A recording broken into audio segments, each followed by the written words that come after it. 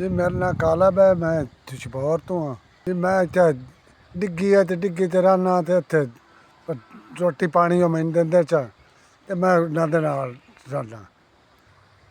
मैं जी महीने का मैनू 4-5 हज़ार दिंदे हैं ते मैं इत्थे डिग्गी ते रहना।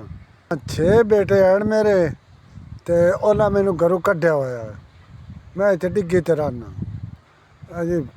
किसे वेले रोटी अपड़दी है, इन्हां नालों कदे कोई नहीं अपड़दी ते बड़ा जलालत बनी खड़ी है। कि महंगाई का दौर है, बनता ही कुछ नहीं जी। मैनू 6 बेटे हैं ते घरों कड्ढिया होया इन्हें ते मैं इत्थे डिग्गी ते रात दे रहना ते होर वसैल कोई नहीं ते ना कोई एवं कोई शायद दिंदा है। जनाब मेरे कपड़े वेख लो, कपड़े नहीं लभींदे पे, कपड़े जोगा पैसा कोई नहीं। कपड़े वेख लो, जुत्ती वेख लो, जुत्ती मैं मांग के किसी की गत्ती है। 6 बेटे आन जे मेरी देखभाल करते तो मैं इतना तरला नहीं लेना ते बस गुजारा नहीं चलता पाया जनाब। गरीब बंदा ते बुढ़ा बंदा, कारोबार और नहीं हो सकता मैथों।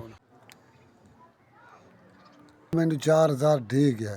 अल्लाह तेन मैं घना देवे तो अल्लाह तू वध के देवे। गरीबां की इमदाद की ने तुहानू अल्लाह घने तो घना देवे।